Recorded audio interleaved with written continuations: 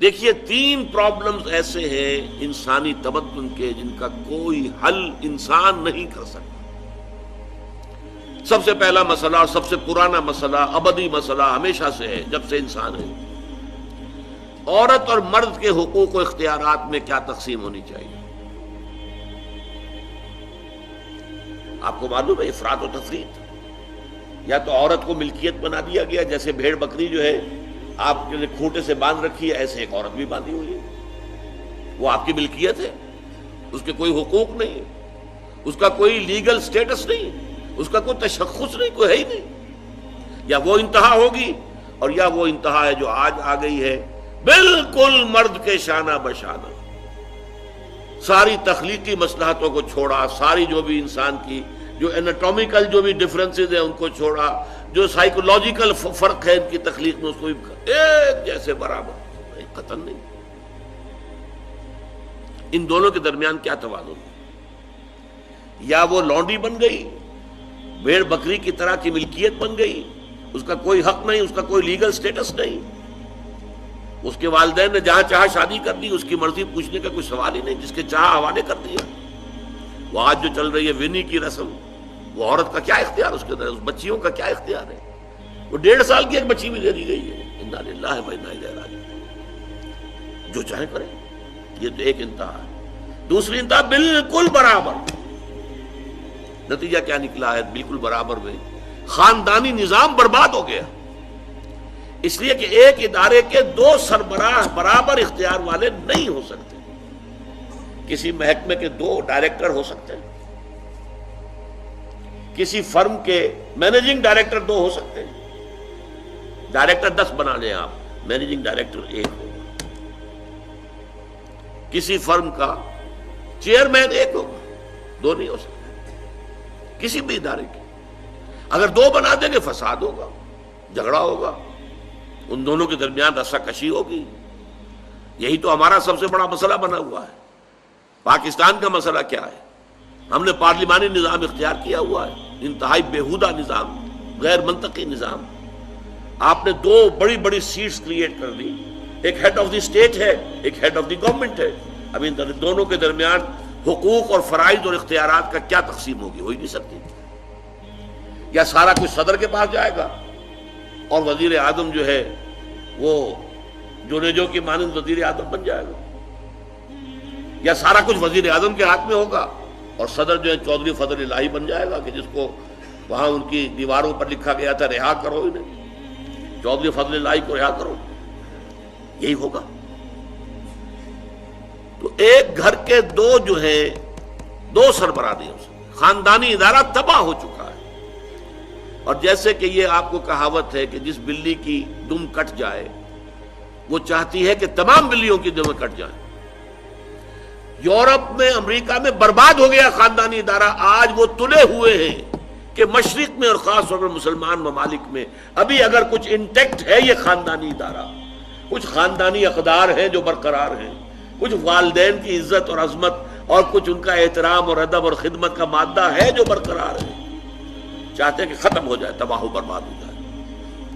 والدین بوڑھے ہو گئے تو پھینکو ان کو اولڈ ایج ہاؤسز کے اندر، اولڈ ہاؤسز میں، گھر میں کائے کو رکھنا ہے؟ نوجوان جوڑا ہے، اس کے خامخواہ ان کی خواہشات اور ان کے معمولات میں بیچ میں آڑے آنا۔ بوڑھی ماں جو ہے بولے بغیر رہے گی نہیں، دنگا فساد ہوگا تو رکھو اس کو وہاں پر اولڈ ہاؤس کے اندر۔ اللہ اللہ خیر سمجھ۔ یہ ہے اصل میں مسئلہ۔ اب عورت اور مرد کے درمیان کیا توازن ہو، انسان نہیں سوچ سکتا۔ دیکھیے انسان یا مرد ہوگا یا عورت ہوگی۔ مرد سوچے گا تو وہ اپنے اعتبار سے سوچے گا، عورت کی نفسیات کیا ہے، عورت کے احساسات کیا ہیں، اس کو کیا پتا۔ عورت سوچے گی تو اپنے اعتبار سے سوچے گی، مرد کے احساسات کیا ہوتے ہیں، مرد کی نفسیات کیا ہوتی ہے، اسے کیا پتا۔ لہذا یا ادھر کا ہوگا یا ادھر کا معاملہ ہوگا۔ ایک ہی ذات دے سکتی ہے آپ کو نظام، جو مرد کی بھی خالق ہے عورت کی بھی خالق ہے، اسی نے بنایا دونوں کو، اور دونوں ہی اس کے لیے اولاد کے مانند ہیں۔ یہ حدیث نبوی کا ترجمہ کر کے بتا رہا ہوں آپ کو۔ حضور نے فرمایا الخلق عیال اللہ، یہ خلق جو ہے مخلوق ہے، یہ اللہ کے کنبے کے مانند ہے۔ تو مرد بھی اللہ کے اس کنبے میں شامل ہے، عورتیں بھی شامل ہے. اس نے نظام دیا، شادی بیاہ کے یہ قوانین ہونے چاہیے، طلاق وغیرہ کا یہ مسئلہ ہونا چاہیے. یہ سارا ضابطہ جو دیا ہے وہ اس لیے دیا ہے کہ یہ انسان اپنے ذہن سے نہیں سوچ سکتا. آج تباہی آ گئی ہے مغرب کے اندر، شادی کرنا ہی نہیں چاہتے. We are living together. شادی کریں گے تو نتیجہ پتہ ہے کیا نکلتا ہے؟ آپ نے اپنی بیوی کو طلاق دی، سب سے پہلے تو یہ کہ آدھی پوری آپ کی جو ملکیت ہے اس کا آدھا حصہ دے دیجیے اسے. نمبر 2، گھر اگر آپ کا اپنا ہے تو اس میں بیوی رہے گی، آپ نکل جائیے یہاں سے. کوئی مرد اس کو قبول کرنے کو تیار نہیں تو وہ شادی کرتا ہی نہیں.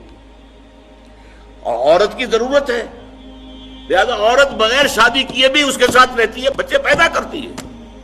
بٹ وداؤٹ میرج جو بچے پیدا ہو رہے ہیں حرامی بچے. تو پچھلے سال صدر کلنٹن نے کیا کہا تھا؟ اس کا جو اپنا خطاب تھا نیو ایئرز ڈے کا، وہ خطاب کیا تھا؟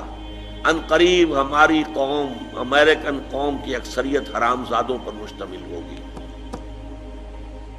یہ حرام زادہ ترجمہ کیا ہے میں نے، بورن وداؤٹ ویڈ لاک، شادی کے بندھن کے بغیر پیدا ہونے والے.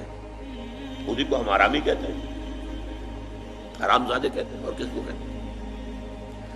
اچھا، دوسرا مسئلہ، پہلا مسئلہ تو یہی ہے، پرانا بہت ہے، قدیم ہے.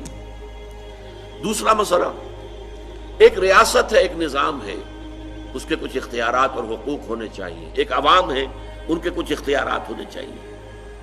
عوام چاہیں گے زیادہ سے زیادہ آزادی ہمیں ملے، ریاست چاہے گی زیادہ سے زیادہ اختیار ہمارے ہاتھ میں ہو. اب جو کچھ ہو رہا ہے ترمیمات کے ضمن میں کیا ہو رہا ہے؟ ایک طرف جو ہے مشرف صاحب چاہتے ہیں زیادہ سے زیادہ اور طویل سے طویل میرا دور اقتدار ہو اور اختیارات جو ہے میرے ہاتھ میں آ جائیں، گھنٹہ گھر بن جاؤں میں فیصلہ بات کروں. ساری کوشش ان کی ہے. اور یہ ARD وغیرہ کیا کر رہی ہے؟ نہیں، حقوق عوام کے ہاتھ میں آنے چاہیے. اب اس میں بھی توازن کیا ہو؟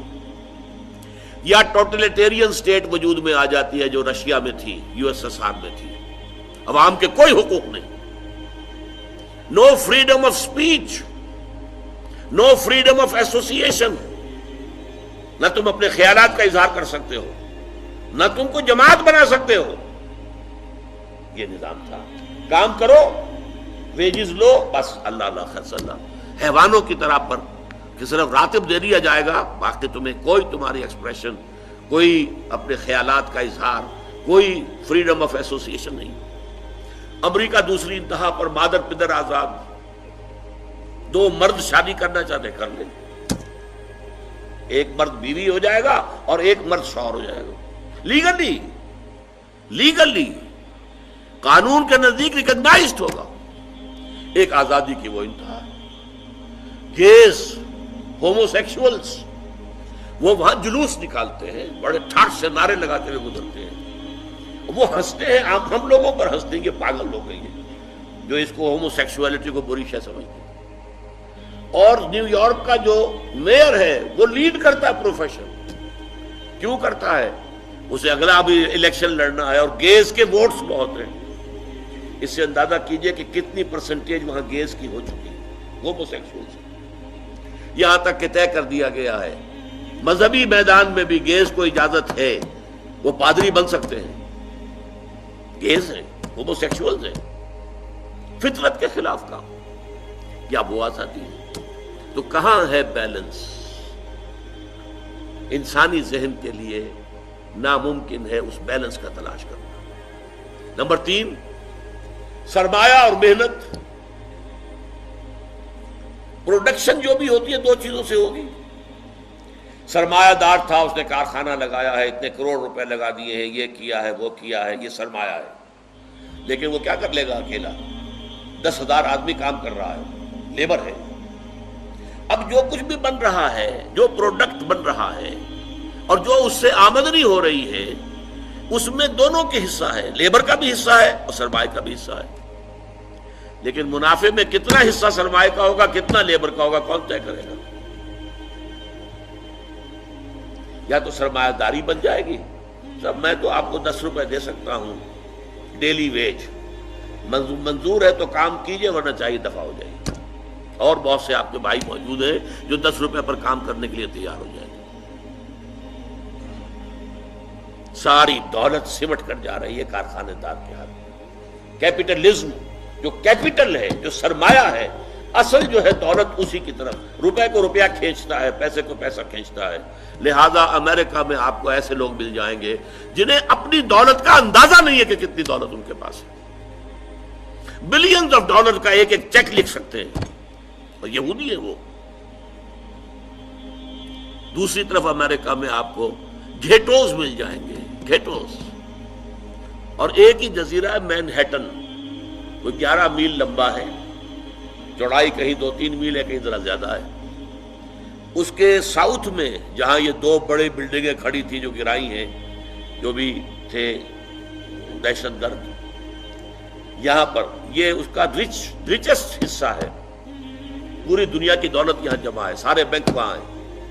اور اسی جزیرے کے شمالی علاقے کے اندر گھیٹوز ہیں، افرو امریکنز، کالے امریکی، یوں سمجھیے کہ سب ہیومن لیول پر رہ رہے ہیں، حیوانوں کی طرح زندگی گزار رہے ہیں۔ یہ ڈسپیرٹی نظر آ جائے گا۔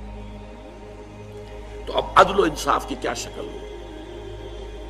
یا وہ ہے جو رشیا میں اور USSR میں تھا، یا یہ ہے جو امریکہ میں اور اس کے الائز کے اندر ہے۔ یہ ہے وہ مسئلہ جہاں انسان ہاتھ جوڑ کر، گھٹنے ٹیک کر اللہ سے دعا کرنے پر مجبور ہے، اے اللہ تو نے مجھے فطرت سلیمہ بخشی، اے اللہ تو نے مجھے عقل سلیم سے نوازا، اے اللہ میں نے تجھے پہچان لیا کہ کل شکر اور کل ثنا کا مستحق تو ہی ہے، اے اللہ میں نے تجھے پہچان لیا کہ تو تمام جہانوں کا پروردگار اور مالک ہے، اے اللہ میں نے تجھے پہچان لیا جزا و سزا کے دن کا مالک و مختار مطلق تو ہے، اے اللہ میں نے طے کر لیا ہے تیری ہی بندگی کرتا ہوں اور کروں گا، اور تو ہی سے مدد چاہتا رہوں گا، لیکن اے اللہ میں مجبور ہوں، میری عقل جو ہے میرا ساتھ نہیں دیتی، کروں کیا، چلوں کس راستے پر، کون سے راستے پر؟